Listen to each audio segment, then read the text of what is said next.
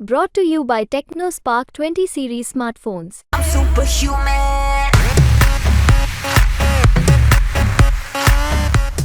લોકશાહીના સૌથી મોટા પર્વનું બ્યુગલ વાગી ગયું છે. ખાસ કરીને લોકસભાની ચૂંટણીમાં આ વખતે જો સૌથી વધારે કંઈ ફોકસ હોય તો યુવા મતદારો પર છે, કારણ કે દેશનો યુવા મતદાર દેશનું ભવિષ્ય નક્કી કરશે અને તેના ઉપર જ ચૂંટણી પંચ દ્વારા પણ યુવા મતદારો પર ખાસ ફોકસ રાખવામાં આવ્યું છે.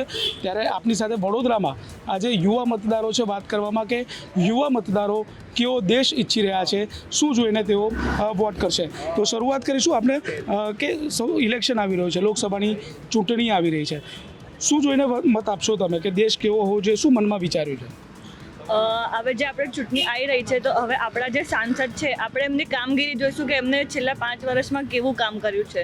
હવે જેમ કે બધા લોકો કહે છે કે આ જગ્યાનું નથી, વડોદરા શહેરનો વિકાસ નથી થઈ રહ્યો, તો હવે સાંસદથી આપણે એક રજૂઆત કરી શકીએ છીએ કે આ વડોદરા શહેરનો વિકાસ બી જલ્દથી જલ્દ, જેમ કે અમદાવાદ સુરત છે એટલે વડોદરા શહેરનો પણ વિકાસ થાય એ અમે અપેક્ષા કરીએ છીએ એમનાથી. શું અપેક્ષાઓ શું છે કે વડોદરા કેવું હોવું જોઈએ, તમે જે વિચાર્યું હોય કેવું ધારેલું વડોદરા હોવું જોઈએ?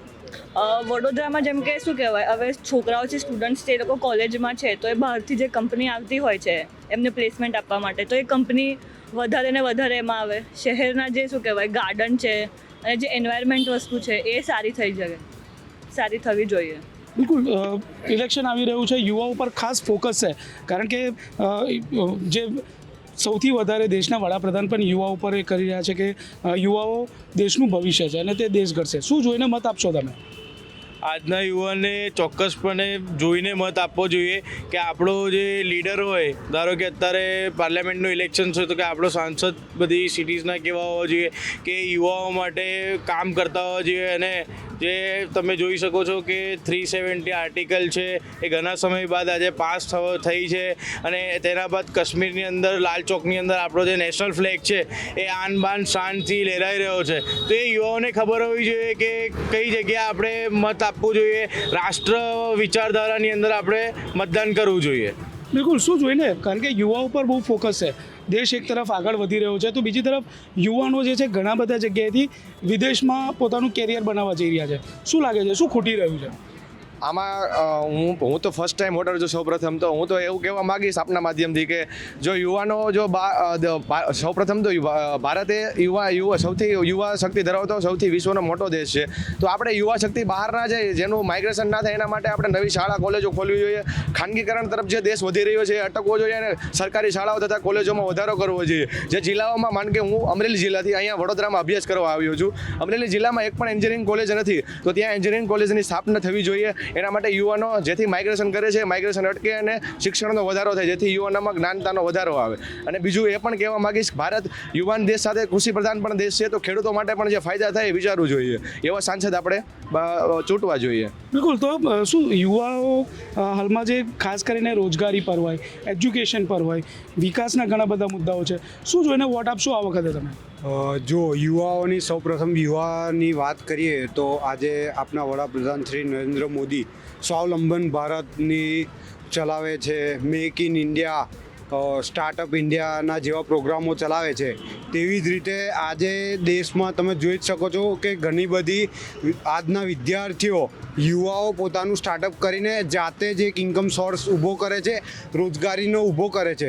એવા જ નરેન્દ્રભાઈ મોદીએ ઘણા બધા એ કર્યા છે. એવી જ રીતે દરેક નેતાઓ પોતાના અલગ અલગ એરિયામાં સારા વિદ્યાર્થીઓ માટે, યુવાઓ માટે કંઈક ને કંઈક પ્રોત્સાહિત કાર્યક્રમો કરાવે.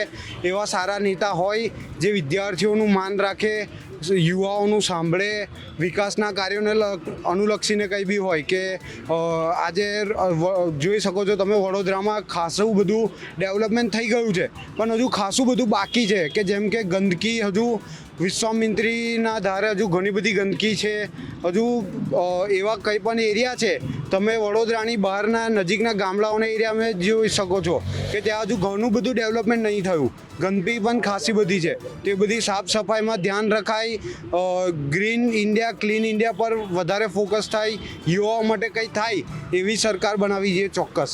બિલકુલ, જો સ્ટાર્ટઅપની વાત કરીએ, સ્ટાર્ટઅપ ઇન્ડિયાની વાત કરી, યુવાઓ ખાસ કરીને રોજગારી માટે વધારે જંગતા હોય, કારણ કે એજ્યુકેશન પૂરું થાય ત્યાર પછી સૌથી પહેલું એમનું ફોકસ રોજગારી પર હોય. શું કહેશો? તો આત્મનિર્ભર ભારત તરફ જવાના છો, રોજગારી જે ઇન્ડસ્ટ્રીઝ આવી જોઈએ, શું માન છે આપનું? જે આજકાલના જે યુવાઓ છે એ લોકોને તમે જોઈ શકો છો કે એ લોકોને જોબ નથી મળી રહી. ફર્સ્ટ ઓફ ઓલ સ્ટાર્ટઅપ જે ભારત જે સરકાર છે એ લોકોએ નવું સ્ટાર્ટઅપ ચાલુ કર્યું છે કે સ્ટાર્ટઅપ ઇન્ડિયા કરીને બધું ચાલુ કર્યું છે, જેનાથી સરકાર દ્વારા એમને પૈસા મળે છે સ્ટાર્ટઅપ કરવા માટે, પોતાની કંપની ચાલુ કરવા માટે પૈસા મળે છે. તો બસ આ જે ચુનાવ આવી રહ્યા છે એનામાં બી બધાનું ઈચ્છા એવી જ છે કે ભાઈ યુવાઓને પહેલાં વધારે ધ્યાન આપીને વધારે પ્રોત્સાહન કરે. શું ઈચ્છી રહ્યા છે યુવા કે આ વખતે ખાસ શું અપેક્ષાઓ? 10 વર્ષ નરેન્દ્ર મોદીના પૂરા થયા છે, એમના 2 ટર્મ પૂરા થયા, 3.0 શું ઈચ્છા આવે? અત્યારે જે અત્યારે આ વર્ષે જે લોકસભામાં 33% મહિલાઓને અનામત આપવામાં આવ્યો છે, એવી જ રીતે વિવિધ યોજનાઓમાં મહિલાઓને અનામત આપવામાં આવે તથા જે કૃષિઓને પણ જ્યારે બધાના જ ભાવ લગભગ જાતે નક્કી કરી શકતા હોય, માત્ર ખેડૂત જ એવો છે કે જેને પોતાના ભાવ નક્કી કરવાનો પોતાને અધિકાર નથી હોતો. તો કૃષિઓને લગતી પણ યોજનાઓ આવે, મહિલાઓને પણ લગતી યોજનાઓ આવે, એવી રીતે વિવિધ યોજનાઓ સરકાર લાવે તેવી અપેક્ષાઓ છે. બિલકુલ, યુવતીઓ અને મહિલાઓને પણ લગતી યોજનાઓ આવે. ખાસ વડોદરાની વાત કરીએ તો વડોદરામાં જે સાંસદ છે, સાંસદની વિરુદ્ધમાં બેનરો લાગ્યા હતા. વર્તમાન સાંસદ છે એમની સામે ઘણો બધો જ્યારથી ઉમેદવાર તરીકે જાહેર થયા બેનરો લાગ્યા છે. શું કહેશો કે વિકાસની વાત કરીએ તો જે વડોદરાનો વિકાસ લાગે છે હજુ વધારે થવું જોઈએ?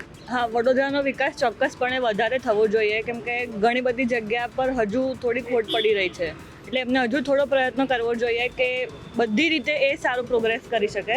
આ અમારી એમનાથી માંગ છે. ઉમેદવાર કેવો? ભ્રષ્ટાચારના આરોપ હોય એવા ઉમેદવારો હોવા જોઈએ કે ભ્રષ્ટાચાર ન હોવો જોઈએ? શું માનો? ભ્રષ્ટાચારી ઉમેદવાર હોવો જોઈએ તમારા મતે? ભ્રષ્ટાચારી ઉમેદવાર તો ના જ હોવો જોઈએ. અને હવે બિલકુલ, તો જે વર્તમાન જે સાંસદ છે એમના વિરુદ્ધમાં બેનરો લાગ્યા હતા, પરંતુ યુવાઓ શું કહી રહ્યા છે? શું માનો છો તમે કે અત્યારે હાલમાં વડોદરા, કારણ કે તાજેતરમાં મુખ્યમંત્રીએ પણ ટકોર કરી હતી કે વડોદરા સુરત અને અમદાવાદના વિકાસથી થોડું દૂર છે, શું માનો છો? કેવું જોવું વડોદરા? ના, ચોક્કસપણે વડોદરાનો વિકાસ થઈ રહ્યો છે અને અત્યારે હવે પણ થશે જ, પરંતુ વિકાસમાં ક્યાંક ને ક્યાંક થોડું ઓછું થઈ રહ્યું છે કે વિકાસ નથી થતો, અને હવે થશે. અને જે સરકાર કરી રહી છે બરાબર જ કરી રહી છે. અને હું કહેવા માંગીશ કે અત્યારે જે યુવાનો છે એ ખૂબ જ ઉત્સાહિત છે. નવા જે યુવાનો મતદાન કરવાના છે, હું પોતે એક યુવાન છું અને મારે ફર્સ્ટ ટાઈમ વોટિંગ છે, તો મને પણ ખૂબ ઉત્સાહ છે કે હું આ વખતે વોટિંગ કરીશ અને મારો જે ભાગ છે એ આપીશ. શું આશાઓ, અપેક્ષાઓ આપની? જી, અપેક્ષા તો છે. અત્યારે કામ સારું થઈ રહ્યું છે અને હજી સારું થાય એ જ અપેક્ષા છે. અને મહિલાઓ તો અત્યારે સિક્યોર છે જ, પણ હજી સિક્યોરિટી માટે મહિલાઓ માટે કંઈક થાય એવી આશા છે.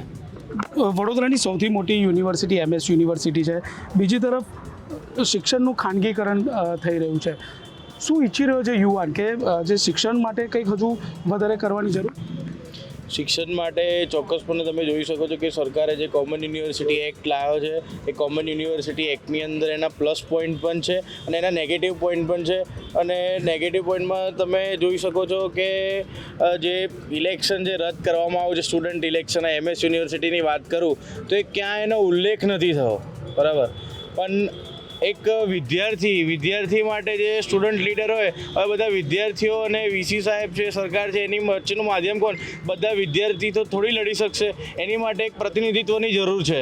ચોક્કસપણે તો એ પ્રતિનિધિત્વનું પણ સરકારને ધ્યાનમાં રાખવું જોઈએ કે સ્ટુડન્ટ ઇલેક્શન થવા જોઈએ. સ્ટુડન્ટ ઇલેક્શન થશે તો જ એ સ્ટુડન્ટ ઇલેક્શનમાંથી ઇલેક્ટ થઈને આગળ જઈને કોઈક CM બનશે, કોઈક સાંસદ બનશે અને આગળ જનતાની સેવા કરી શકશે. એટલે માનો છો સ્ટુડન્ટ ઇલેક્શન એ જ રાજકારણની સીડી છે, એવું માનો છો? ના, એવું સ્ટુડન્ટ ઇલેક્શન એ રાજકારણની સીડી છે એવું યોગ્ય નથી. પણ સ્ટુડન્ટ ઇલેક્શન કેવું છે કે અહીંયા વિદ્યાર્થીઓની મદદ કરતા, સેવા કરતાં અને પ્રશાસન જોડે લડત આપતા એક માણસની અંદર એક વસ્તુ શીખી જાય છે કે ભાઈ આપણે આવી રીતે વર્ક કરવું જોઈએ. અને એના પછી તમે જોઈ શકો છો કે MS યુનિવર્સિટીમાંથી કેટલા બધા પૂર્વ નેતા છે આજે કઈ જગ્યા પર છે, તમને બી ધ્યાનમાં હશે, એ મારે નામ લેવાની જરૂર નથી. બિલકુલ, તો જે પ્રકારે લોકસભાનું ઇલેક્શન આવી રહ્યું છે, MS યુનિવર્સિટી એ રાજકારણની પાઠશાળા કહેવામાં આવે છે અને અહીંથી ઘણા બધા જે રાજકારણીઓ છે તે ઉચ્ચ પદવી સુધી પહોંચ્યા છે. ત્યારે વિદ્યાર્થીઓ એમનું પણ એક દ્રષ્ટિ છે, તેઓનું પણ એક જે કેવું ભારત હોવું જોઈએ તે માટેનો સંકલ્પ છે અને એ જોઈને તેઓ મત આપશે. કેમેરામેન જીતેન્દ્ર રાજપૂત સાથે દિગ્વિજય પાઠક, વડોદરા, ગુજરાત તક.